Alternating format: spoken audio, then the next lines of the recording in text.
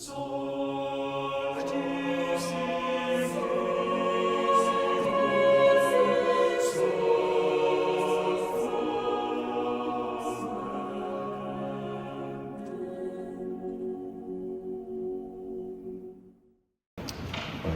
dit, c'est à plusieurs reprises, donc on retrouve les signes que le royaume des cieux est actif, et c'est toujours les signes liés à des guérisons. Donc les aveugles voient, les sourds entendent, les boiteux marchent, les morts ressuscitent, et le muet peut parler. Voilà. Donc ça, c'est les signes qui sont nécessaires pour que les gens puissent comprendre que Jésus est bien le Messie. Donc c'est ce qu'il répond pour ses disciples. Alors Jean, vous voyez, je vous redis peut-être sûrement des choses que je vous dis, parce que Sainte-Lucie, c'est toujours pendant le temps de l'Avent, donc la figure de Jean-Baptiste est toujours à l'honneur. Et comme ce que je vous dis aussi très souvent, que l'Écriture sainte n'est pas là pour nous faire un rappel historique, mais bien pour actualiser quelque chose dans nos vies.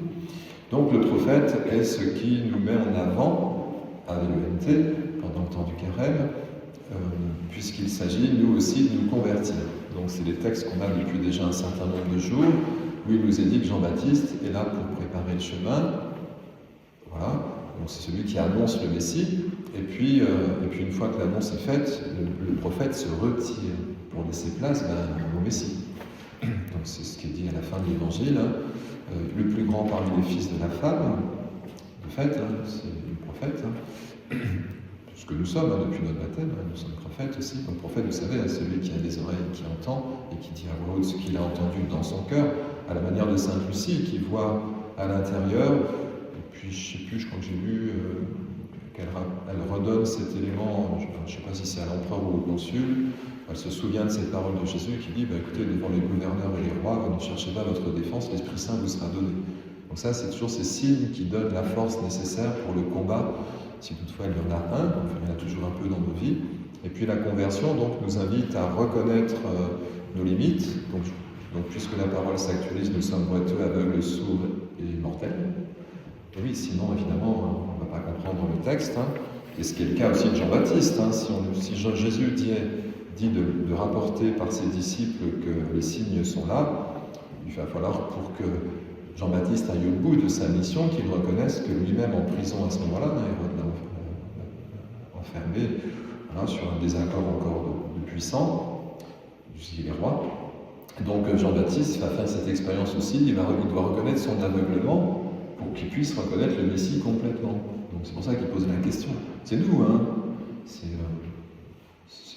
les doutes de nos foi, dans notre foi, c'est ces moments où nous pensons que Dieu est absent, enfin bref, c'est la vie de tout être humain. Et puis nous reconnaissons simplement que nous avons une certaine timidité ou incertitude par rapport à notre foi, et ça nous permet de nous adresser à Dieu, et alors nos yeux s'ouvrent, ou nos cœurs s'ouvrent.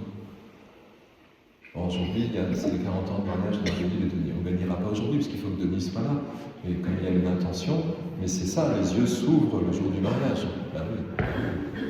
Ah oui, puisqu'il s'agit d'accueillir le conjoint. Il faut bien que quelque chose d'une intériorité s'exprime, sinon on n'a pas la peine de célébrer un mariage dans une église. Mais c'est vrai pour tous les sacrements.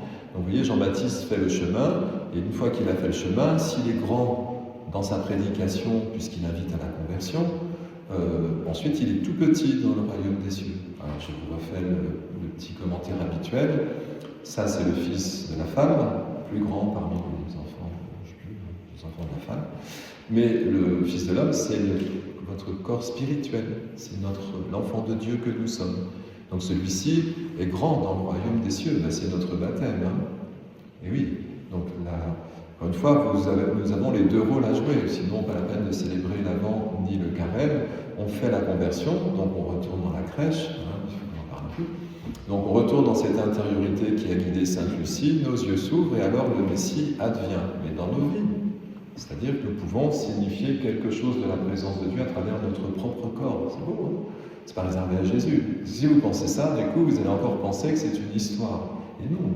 Si on célèbre Noël tous les ans, c'est bien pour célébrer la naissance du Fils de Dieu. C'est notre baptême, c'est la communion eucharistique, c'est à chaque fois que Dieu se révèle au quotidien dans nos vies. Mais il y a toujours une conversion qui précède.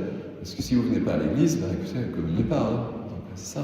Donc il y a toujours une démarche engageante de notre part pour que l'autre puisse m'aimer, un autre puisse m'aimer. C'est ça la foi. Donc c'est toutes nos liturgies, encore une fois, c'est tous nos sacrements. Donc si nous acceptons d'être un peu boiteux, un peu aveugle, un peu sourd, il se pourrait que nous soyons comme le jardinier, nous a dit saint Jacques, on gémira un peu moins sur nos frères. Je vous redis, frères, ne gémissez pas les uns contre les autres, ainsi vous ne serez pas jugés. C'est toujours une grande tentation, pour les prêtres aussi, je vous rassure, quand vous participez à des conseils, pas municipaux, mais il y a des tensions, j'imagine, dans les communes aussi. Bon, enfin, nos conseils, alors pastoraux, nous c'est paisible, mais les conseils épiscopaux, alors là, vous voyez, c'est la boucle diocésaine, il y a des tensions. Bon, c'est le rôle de l'évêque, il doit essayer d'apaiser les tensions, c'est ce que nous lui demandons en tout cas. Mais c'est vrai qu'il y a toujours une tentation d'être dans un positionnement qui ne serait pas celui d'un accueil et d'une écoute de l'autre. Après, on a des divergences qui dira le contraire, c'est la vie. Mais enfin, si on ne s'écoute pas, on n'est pas trop disciple de Jésus. Il faut essayer de s'écouter. Alors, après, j'ai remarqué que souvent, en fait, on n'arrive pas à se dire les choses. Alors, des fois, en fait, il faudrait mieux dire les choses, pas être muet. Et puis, une fois qu'on a dit les choses, et qu'on a fait intervenir les bons interlocuteurs et qu'on s'écoute mutuellement, sûrement on peut trouver une porte de sortie. Sinon, après, chacun reste fâché, chacun imagine un tas de trucs, et puis, je ne suis pas concerné, mais bon, j'entends un peu. Voilà.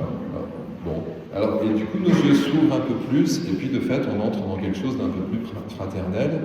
Alors, j'ai remarqué quand même, puisqu'on nous dit qu'il faut que le jardinier... voyez, le juge est à notre porte, frère, prenez pour modèle d'endurance et de patience les prophètes qui ont parlé au nom du Seigneur. Bon, il y en a quand même un certain nombre qui ont été persécutés. Et c'est le cas de Sainte Lucie, je pense qu'elle a été aussi persévérante pour tenir dans l'épreuve ultime, et avec la grâce que Dieu lui a accordée, et donc elle est devenue témoin. Donc voilà. Alors, ce qu'il faut parler de la lumière, une fois que vous avez compris que tout est à l'intérieur, écoutez, vous vous illuminerez bien si vous faites la conversion, et moi aussi. Voilà. Alors, c'est pour ça qu'on illumine. Alors, on a célébré donc la semaine dernière, si je ne me trompe pas, c'est ça. Voilà, donc l'Immaculée Conception de la Vierge Marie. On sait que nos maisons sont éclairées un peu partout sur la planète, pour nous rappeler quand même toujours cette lumière intérieure. Nous pourrions être tentés par les guirlandes qui brillent, mais je pense que c'est toujours pour nous rappeler la lumière intérieure. En tout cas, c'est le signe chrétien que nous aurions. Puis vous, à Réseau, vous avez la chance que vous avez fait une fête de la lumière à travers Sainte Lucie.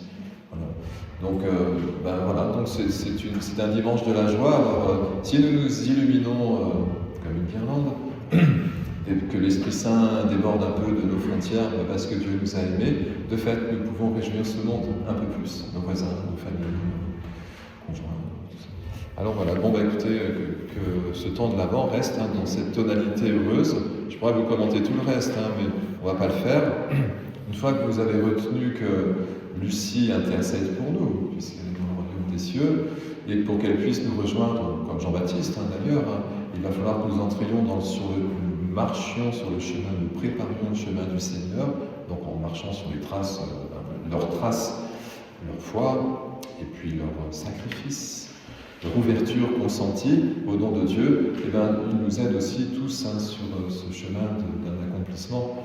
Voilà, nous sommes appelés à la sainteté, c'est ce qui fait qu'on a donné un saint patron à chacun d'entre nous en général, et nos églises aussi. Et puis cette sainteté, toujours, vous le savez, on dira, je le dis tout le temps, c'est un don de Dieu. Une fois que vous avez accepté, que nous avons accepté la conversion qui est que ce soit Dieu le donateur, après vous êtes libre. C'est ça, c'est tout petit, c'est grand. Voilà, c'est grand à l'échelle humaine, c'est petit parce que dans le royaume des cieux, Dieu fera bien tout le reste en fait. Alors voilà, nous espérons la résurrection, on va penser à nos frères et sœurs défunts de la commune. On peut penser d'ailleurs au papa de Lucie Feutrier, c'est sa fête patronale hier, je voulais lui souhaiter. Elle vient de perdre son papa, là, Jean, qui est en maison de retraite à Embrun. Voilà, que toute cette joie contrastée, les béatitudes, c'est parce que nous sommes éprouvés et limités et pécheurs, mortels, tout ça, que Dieu peut s'introduire dans la maison si nous l'accueillons. Lucie l'a fait, et je crois que voilà, c'est sûrement le bon chemin pour que nos vies prennent toute leur tonalité bienheureuse, et puis voilà, puis que nous puissions être à notre tour. Je vais terminer par ça, mais je l'avais dit d'autres dimanches. Je crois que ça a été dit hier, je ne sais plus bien, la journée était longue à Notre-Dame-du-Lot, mais parce que parce que nous avons consenti à recevoir le don de Dieu, nous en devenons les transmetteurs. C'est la tradition des saints, hein, mais c'est chacun de nous. Parce que jour après jour, notre conversion nous met en capacité de recevoir le don de Dieu, nous en devenons témoins et transmetteurs. Mais celui qui n'a pas reçu ne transmettra rien. Et ça c'est très vrai. Hein. Voilà, heureuse humilité. Amen.